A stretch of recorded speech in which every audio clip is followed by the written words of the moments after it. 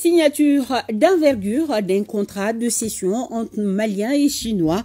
Elle concerne la société Lithium Mali SA et le Goulamina dans la région de Bougouni. Un partenariat gagnant-gagnant entre nos deux pays. Le Mali obtient non seulement 35% de la société, le code minier 2023 est pris en compte et 400 milliards de francs CFA seront gagnés chaque année comme chiffre d'affaires.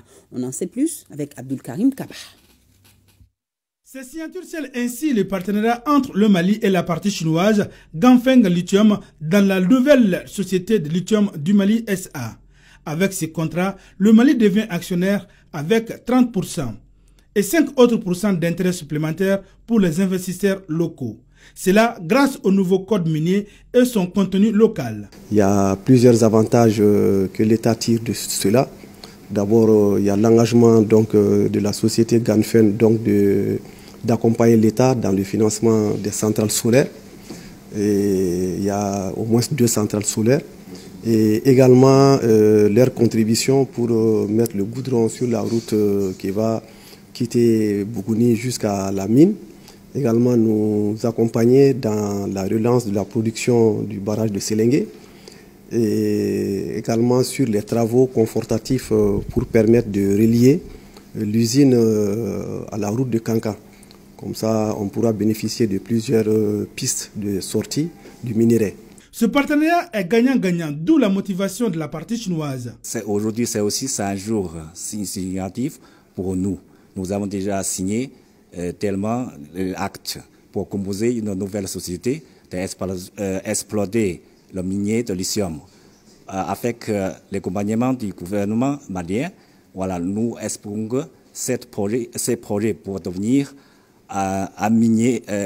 une mine mondiale chinoise, nous gouvernée par l'État chinois. Avec la production de la mine de lithium de Goulamina dans la région de Bougouni, c'est la 5e place de production au monde qui est obtenue par le Mali et la première en Afrique. Outre la production de la mine proprement dite, c'est aussi le développement sur tous les plans qui est assuré. Nous envisageons un chiffre d'affaires moyen de 400 milliards chaque année qui doit être normalement mis à la disposition des sociétés maliennes qui doivent se mettre en capacité pour pouvoir répondre aux besoins de l'industrie minière qui va être mise en marche dans les prochaines semaines. Le lancement officiel va se faire et la production va commencer. Et en plus de cela, il y a un chiffre d'affaires moyen de 680 milliards de francs CFA qui sont attendus. On a plus de 71 milliards de dividendes qui seront distribués. Il y a à peu près plus de 51 milliards d'impôts sur les sociétés qui sont attendus.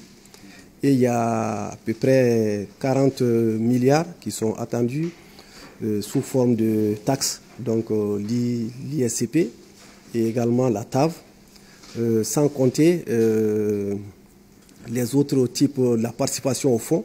Je pense qu'on va avoir à peu près 34 milliards d'impact sur les fonds qui vont être constitués.